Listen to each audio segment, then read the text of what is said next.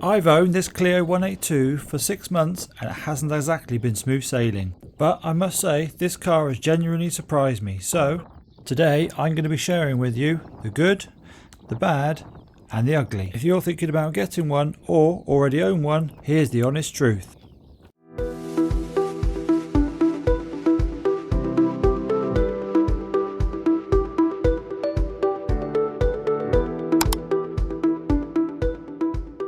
But before we get into it, let's get this Renault Clio back to the workshop, cleaned off, and we can go into some more detail.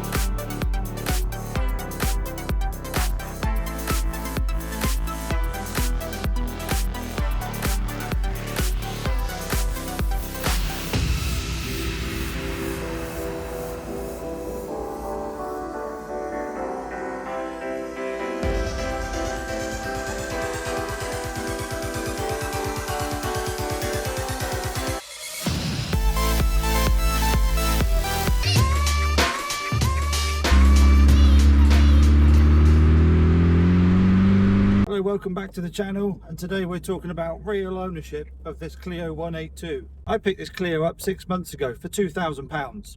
The goal for this car was something cheap, simple, easy to work on, and something that I could take to the track, and a bit of a B-road blaster. Fairly reliable once you get them sorted, and because of this.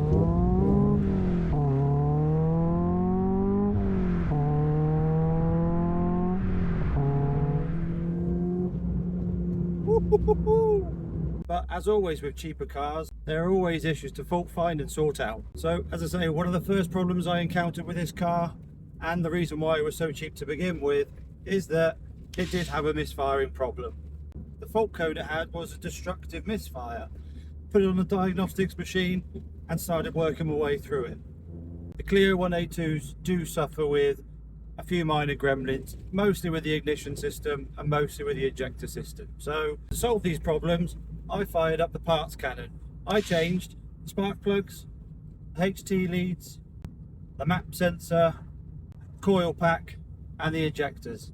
These are the 5 main things that cause most of the problems with the Clios. Now it might seem scary at first, but 4 injectors, they're very easy to find, they're very easy to get to, and probably one of the easiest injectors you'll ever change. Another quick easy one to make sure this is as reliable as possible is the map sensor. One plug, pull it out, put the new one in, it's a push fit, plug it back in. Job done. Quick, simple, easy fix, roughly around £20. Why wouldn't you do it just for peace of mind? Other than the standard oil service, I also flushed the coolant, changed the coolant bottle whilst I was there. The original one looked awful, all yellowing, so changed that out with a new one. Good thing with these Clios, you can still buy the standard OEM parts, so straight from Renault, no problem at all. Another thing I had to tackle off fairly quickly was a fuel cap. Now, fuel caps on these cars, they do rust, and we know we like rust on this channel, right? This one wasn't too bad, but needed that extra protection. So like before, grind it all back, take it all back to bare metal, prime it, paint it, lacquer it, done. It'll last for a good few years. If you're enjoying the content and you like the channel, please do me a favour and subscribe down there. It really helps little channels like me grow, gets my name out there so I can produce more content. Now once I got this car fixed up, I obviously wanted to take it one step further. One of the first things I did, and I'm sure you would have noticed, is the seats. The Renault Clio, as standard, has a horrible driving position. It is really awful.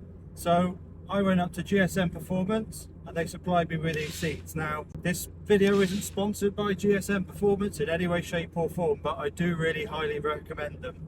I spent a good few hours there, had over 50 seats or so, sat in them, found which was the most comfortable for me, and these ones come out on top.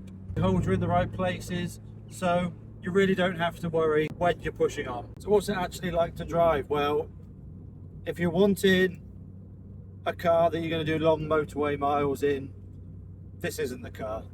If you want a nice comfortable drive, this isn't the car. It's fast, it's fun, and it's engaging. By today's standards, is it the fastest thing in the world? Well, no, in honesty. But in a car that weighs little less than a ton, with the seat stripped out, 2 litres, 16 valve, this right here is a real driver's car, and I absolutely love it.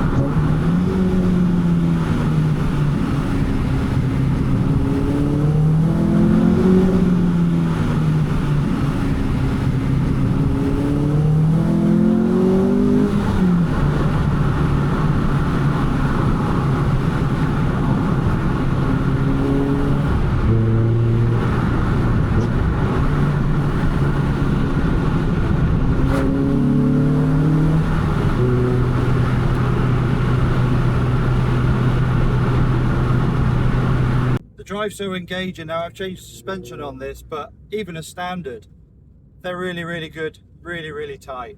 The steering, lots of feedback, very direct. For a track car, the Renault Clio really makes sense, I must admit. They're at the point now where they're as cheap as they're going to get. The prices on these are only going to start rising, but there's still enough of them for prices of parts, repairs, to be really cheap and reasonable. You don't need anything big and clever to diagnose problems here. It's all really easy, simple stuff. And I always encourage everyone to give it a go yourself. So the next steps for the Clio then, well, I've done everything I wanted to do. So we've got the new wheels on there. We've got the track suspension. We've removed the standard seats and we've added these new ones. It's had new brake pads, new brake discs, and I now think this is track ready. One last thing I'd like to do this car, and it's going to be a controversial one, I know, and that's to add a livery. I'm going to put a picture here up on screen of the one that I like, and if you like it too, drop a comment below, give me the thumbs up, and I'll make it happen. Livery or no livery, we'll see. First track day will be at Castle Combe, my local track here in the southwest. If you'd like to see whether a livery or not goes on this before on track, subscribe and follow along. That's it for this episode. I've really enjoyed myself today. I hope you have too. Join me along for the next one.